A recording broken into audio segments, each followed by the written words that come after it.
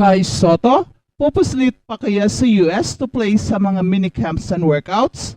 Well, yan ang magandang malita mga kapatrol dahil hindi pa talaga totally scrapped ang paglalaro ni Kai sa mga minicamps and workouts given na pasok sa schedule ni Kai at gusto pa rin niya na dadalo sa mga minicamps, especially sa Los Angeles Lakers. Well, yan ang ating pag-uusapan in this video at ang pagtatapat ng Hiroshima Dragonflies at Justin Brownlee. At panoorin ang video to hanggang dulo dahil baka isa ang comment mo sa aming babasahin. Pero bago yan ay meron muna tayong pag-giveaway. Hey, hey, hey! Attention mga kapatrol! Get ready for an epic giveaway. Once Express Info hits 150k subscribers, one lucky winner will win the incredible Oppo Reno 11F 5G smartphone. Here's how to join. Step 1. Subscribe to Express Info right now. Step 2. Like this video. Then step 3. Comment anything good and positive about our idol Kai Sotto. Super easy. Just subscribe, like, and comment. Kai Sotto has improved with Coach Melantin for over the few weeks that he has trained with his strength and conditioning coach, improving his strength, power, speed, agility, and of course his stamina to increase his basketball skills more than before. Will Kai have a chance to enter the NBA this year? Well, we don't know yet, but Kai has been invited by NBA teams for workouts. If Kai showcases his skills to the NBA coaches and scouts, they will surely be impressed by him because of his amazing skills that he can use to easily dominate the court. Trying to go quickly.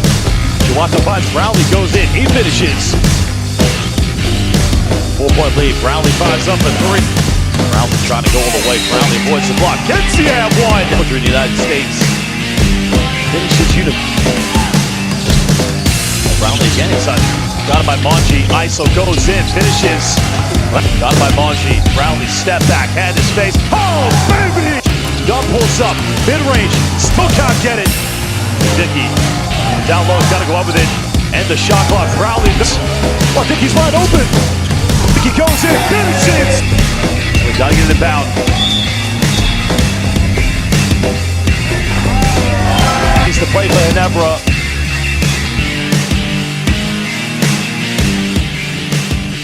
At eto na ang shoutout na hinihintay nyo mga kapatrol. Shoutout at Paige Arboda 3062. Go Kai! Kahit na maraming nagbabash sa'yo, number 1 fan mo ako. Tuloy lang sa pangarap kahit hindi ka makalaro sa NBA dream mo. Hindi naman nawala yung skill mo at IQ sa paglalaro. Tuloy lang at marami pa opportunity sa ibang liga. Maging mahasa ka pa sa paglalaro, tiwala at alaga lang sa sarili, samahan din ng dasal. Go, Kai Sotto! Shoutout at TL by 888. Bibihira ang 7-footer na laging nagti-3-point pag-aagawan yan sa NBA. Practicein yan ng practicein, di man siya mapasahan ng point guard, sure ball ang 3-point. Kahit buwayahin niya ang bola kapag pasok ng pasok ang 3-point niya. Best weapon yan sa NBA. Sure ball palagi. Practicein ng practicein, sumablay man ng konti, okay lang. Tira ng tira para maging consistent at kumpiyansa. Shoutout at user, I demand to the NBA that Kai must play to this coming season and that's an order. If Kai admit to NBA, more fans and more money will rise up to the country. Shoutout at RBR Tang. I have confidence with Kai that if he can get enough playing time inside the court, he will be a shoe-in for an NBA team. So Olympic qualifying tournament is the best venue to attain this. At balitang NBA naman, Luka Doncic, triple-double, pero butata pa rin ang Dallas Mavericks sa Boston Celtics. Maraming iniinda itong si Luka Doncic. Sa injury update ng Dallas Mavericks ay nakalista siyang questionable 2 oras bago ang tip-off ng Game 2 sa TD Garden sa Boston. Sumalang din ang Dallas Stars, tumabo ng 32 points, 11 rebounds and 11 assists, pero kinapos ang Dallas Mavericks kontra Boston Celtics 105-98. Nanakit ang dibdib, tuhod at paa ni Luka Doncic. At uuwi ng Dallas ang Mavericks na lumog sa 2-0 at pipiliting makuha ang panalo sa kanilang home court sa Game 3 ngayong Webes.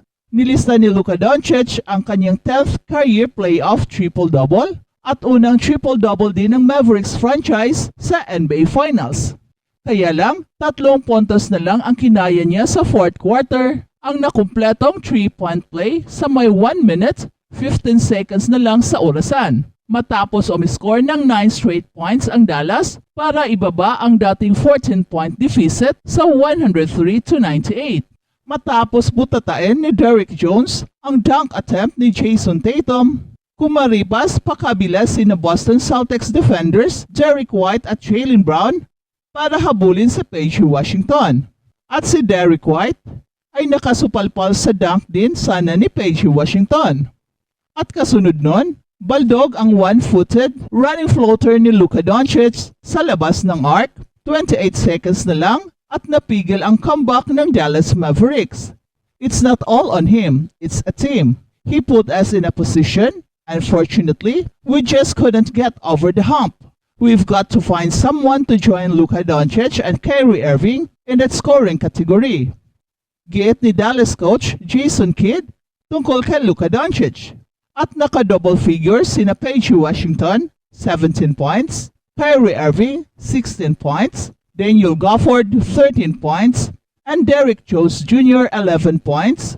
Pero kinapos pa rin ang Dallas Mavericks. At ngayon ang Boston Celtics ay 2 panalo na lang ang layo mula sa kanilang ika-18 na kampyonato sa NBA. Mayroong 2-0 na bentahe ang Boston Celtics laban sa Dallas Mavericks sa 2024 NBA Finals matapos ang 105-98 na panalo nito sa Game 2. Si Jrue Holiday ay may 26 points para pamunuan ang Boston Celtics na muli ay may balansing pagsisikap. Boston got at least 12 points from 5 different players at pinanatili nila ang abante ng halos buong second half ng laro. Gumawa ng huling pag-atake ang Dallas Mavericks pero si Derrick White ang nagbigay ng malaking block. In less than 1 minute na lang ang natitira upang panatilihin ang 2 posisyong abante ng Boston Celtics. Ang Dallas Mavericks ay nananatiling dikit sa halos buong 48 minutes ng Game 2. Pero sa huli, ang kanilang pagbabalik ay hindi umabot sa panalo dahil sa isang kahangahangang block ni Derrick White kay PJ Washington. Nakayanan ng Boston Celtics ang laro dahil sa kanilang kahangahangang kabuuang performance mula sa kanilang buong core.